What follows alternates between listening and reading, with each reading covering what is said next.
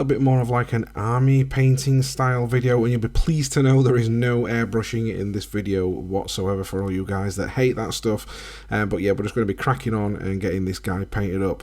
Again, like I said, it is you can apply this to like an army painting style, but we are going to take a couple of extra little steps to improve the overall look of this miniature. So the first thing you might have noticed is that it's actually brown, and I have primed this Custode in not Rhinox hide, so it's a Rhinox hide equivalent, and it is Hyrax brown by Colourforge. Now you can prime these in black as you normally would, but the brown just helps with those deeper shadows and creating that overall like antique gold look that we're trying to achieve throughout this video. Now you might have seen me show some products here, like I've got a texture palette and this little sponge thing that I showed right at the beginning. This is all just for the artist opus way of dry brushing, which in my eyes is a superior way of dry brushing. There's nothing different, it just literally shows you how to, you know, like control your brush and the paint on your brush and how it should be like slightly dampened with the dampening pad. But the colour that we're going to apply, first of all, dry brushing it all over, catching all those raised edges and leaving some of that Hyrax brown in the shadow areas. We're just going to be using scale 75 decayed metal. And it's just a case, again, working your way around all the miniature and just dry brushing this all over the gold armoured areas. And again, because we're going for that like antique gold look, this is going to be a great base tone to start from. So for the main colour of the gold itself, we're going to be using Green Stuff World's Pure Metal Pigments Antique Gold. Now this is, you don't need like any crazy thinners or anything like that. This is just literally the pigment on its own. And again, be very careful when you're opening these bottles of stuff, because it's worse than a glitter bomb. So if you end up with this all over, it's worse than a glitter bomb. So it's just got these dry pigment mixers, powders in the bottom, and you can mix these with any sort of like medium that you want, whether it be like Larmian medium or like a gloss varnish or any sorts of varnish. But what I used is a little bit of water and some polyurethane satin varnish. I was going to go for gloss, but I decided in the end to go for the satin varnish because that's sort of, you know, like I wanted more of a satin look for my miniature. And it's just a case of adding a couple of drops of this to the pigment, and again, be very careful. I think I splattered some of mine on the paper that I work on, and yeah, it's a nightmare. So if you're going to get this all over, just be very careful. Put some like kitchen towel down or something, because it will make a mess if you're not careful. And you can see now from like the pot itself, it literally looks like liquid gold, like someone's melted gold down and off you go. But again, you want to get to about a consistency of like normal paint, what you get in your pot. So like you say, if you're going to thin it a little bit with water, you want, that's the sort of consistency that you want to go it for, as though you were just going to literally get it straight out of the pot. And again, we're going to be using our texture palette, and we're literally just going to be very gently dry brushing this all over. And you can see as we start to move up and around the miniature how nice this pure gold actually is. You know, I've got tons of gold recipes, and you know, I do teach like them all in my other videos, but I wanted to show you something a little bit different. And again, because I wanted to go for that more like antique, like old looking gold, this just worked out perfect. But again, we want to be catching all those raised edges, but places like under the arms, we want to be leaving this with the decayed metal as though it's in the shadow, and then obviously that Hyrax brown underneath that's also going to take care. But you know, you could apply this via airbrush. I have done this via airbrush before, but again, I want to create a lot of contrast with this miniature and leave, you know, like, so we're not having to apply washers and stuff with like Agrax Earthshade and stuff. We are going to be putting some enamels on a little bit later, but again, I just didn't want to be like blasting it on my airbrush and then having to go back in and like rework it again, because we're going for that army painting style. We want to get the best looking results for the least amount of work. But once you've done that, you'll have this really nice like looking antique burnished gold effect.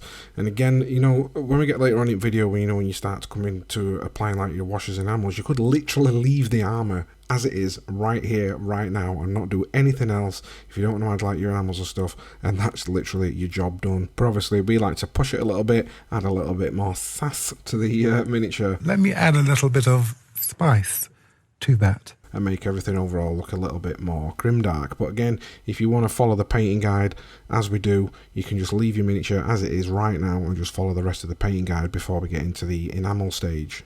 Now for the red sections, this is his cloak and his hair. We're going to be using the colours that are on screen right now. So the Scarlet Blood one, which is the game colour one, you can just substitute this for Evil Sunz Scarlet, and we're just going to be, when we come to that colour with the burnt red, we're only going to be mixing those two 50-50. We're not really going to be using it on its own, but we want to be working our way around everything with the black red first of all, just adding 2 thin coats around it just to get our base tone, and then we're just going to be using a dry brushing motion, because again there's a lot of dry brushing in this because we want to get that speed and efficiency throughout our army painting, and that literally just going to dry brush that all over it, and then add 50-50 of the Scarlet Blood or your Evil Sunz Scarlet as like a final highlight. And then for the hair, like the little tassel hair thing at the top, we're just going to be adding a tiny little bit of Wild Rider red right up onto the tips and the top where the light will be hitting the most, and that's pretty much all your reds done. Now his little tabards on like his shoulder blades, and he's got like a little front tabardy skirty bit at the bottom. These were just retouched back up for any like over brush marks that I've done with the gold in Rhinox hide, and then I got AK Hull red, and again just dry brushed these all over the top of it, and that was those done. Then it's just a case of working your way around the miniature and touching up any, like putting where the black bits would be, like his undergarment, any pipes, and also his spear, which does have some black in it as well. And then I went to my metallics, which was just Iron Warriors from Citadel, and I painted in all my silver metallic areas. And then the black bit that we've just done on his spear, I just went in and dabbed and tapped and just added some little dinks and scratches on there, because we're not even going to edge highlight these little bits or anything. We're going to almost hedge highlight them with chips, and again it just adds to that grim darkness. But any other little bits that you might want to be different colours or paint a little bit different, or like the belts and stuff and these straps, that bit's entirely up to you. This is where you can get a little bit creative and paint them however that you want to paint them. So next up we're going to move on to our wash phase, which is going to be using enamels. Now if you're not comfortable with using enamels and you want to, you know, like add your own washes with Citadel, feel free to do that, and then follow a little bit later on just for some finishing touches on the miniature. However, like I always say with these videos, army painting, you could probably just spray painted these in Retributor armor and follow the tutorial along, and yeah, you would get a nice fast army. But what I always try and do and achieve in my videos is to, you know, push you outside that box, show you some stuff that you might not have looked before. Because if we all go out and painting it, our Games Workshop are teaching us to paint things, then, you know, we're all going to have armies on table that look exactly the same. So I just want to show you different ways of doing things and applying paints and different paints that we can use to overall achieve different looks. And that's why I've gone for the enamels for more like the Grimdark look. And for this we've got a mix of Goons Grime by Villainy Inks and also your traditional standard streak and grime, because it's a little bit more green, and with like old gold it tends to have that more like greeny tinge to it as it ages, and you get like a little bit of green ink crevices and stuff. But you know, the Goons Grime is a great overall wash. It's got a hint of green in there, but just to pick out some little parts of it, I've added some standard streak and grime in there as well. And again, I've thinned these with mineral spirits, and I'm just applying it with a brush. Then I give it about 15 minutes to dry, for it all just to dry off. And then we'll just go into our reductive phase, which is just get a clean cotton swab, dip it in some mineral spirits and start to rub away and leaving all that grime and stuff in the crevice areas. And again, if you want to use a brush for this, you don't even have to use a cotton swab, so I do go back to the brush and just clean up any areas that I want, and then you can even hit it with a blow dryer just to ensure that it's all dried up. Now, an optional stage, if you do want to do this just to add a little bit more flavour to your miniature, is go back to the original gold that we've just done. It'll stay in your pot for a while with that before it starts to dry up.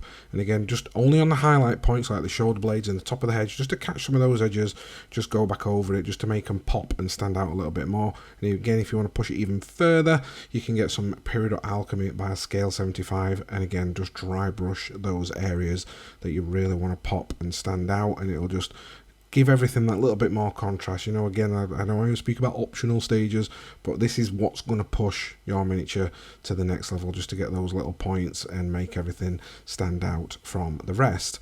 And at this stage, you're almost on your home run. It's just the tiny little details that you want to add to your miniature, and a really quick, fast way of doing this, because it's Custodes have these little gems all over them, and a base coat every single one of them out in like one of the brightest silvers that I can possibly find. For me, I used it's actually a model air paint, which is just silver by Vallejo, or again you could use Rongfang steel, and I go over and paint all them. And then I also go in and paint the eyes white, and then I get a contrast paint, which is Blood Angels red, and just apply it all over those areas, and that's those done. And again, because we've done it this way, if you want them to be green or blue, you just use like the alternative green or blue contrast paint. And one like final little detail you can add to the eyes is get a tiny little bit of Troll Slayer orange and just paint a tiny little bit inside, just to make those eyes pop and stand out that little bit more. Also with your silver, on his blade at the bottom, well sorry, the tip of his blade should be said, because I'm pointing towards bottom of miniature, even though you can't see me doing that on screen. For that I just give that a little dry brush as well, just to make it look more sharper and clean, as though he's been stabbing people and injuring all the heretics. Now let's talk basing. As you know, I am massive into my bases, but again, if you're army painting it and you are painting armies, you might not have time to go through and create these unique bases. But if you are still wanting your bases to look awesome, grimdark, and stand out on that battlefield, even for your standard warriors, then look no further for Kraut cover. I have got a video coming out very soon, probably in the next week or two, because Kraut cover have very kindly reached out to me and sent me some of their products for review. So I've got a full video coming on that, about their rangers, some other stuff that they do. But again, I just wanted to quickly show you these. So this is Snowy Highland Pass, one of their grimdark like basing things, and it's just a one dip job. So it's just a case of applying PVA glue all over, dip it in, and again you've got all that, like the best thing about Kraut cover, it looks like you've applied loads of different products and like spent time on the base, when you can just literally do it all in one dip, and then you are done and ready to go. And if you want to add any sorts of pigment powders, anything like that, that bit's up to you. But you know, if you just want a one dip sort of job, then look no further for Kraut cover. And I have got affiliate links down in the description below if you want to check out some of their products.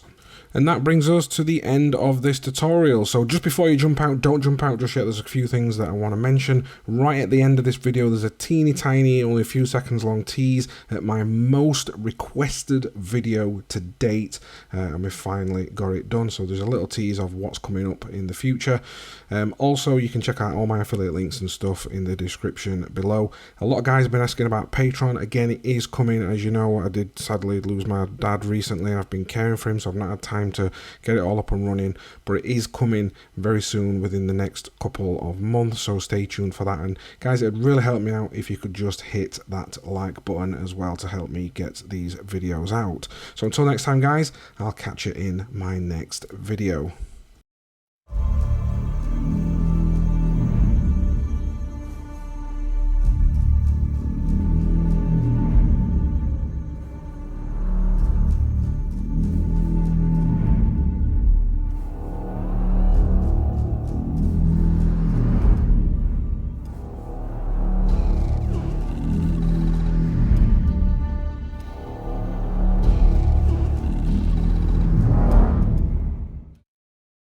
What you should do is subscribe to the Feral Painter. Also, don't forget to like the video. Be a fucking man and do it now.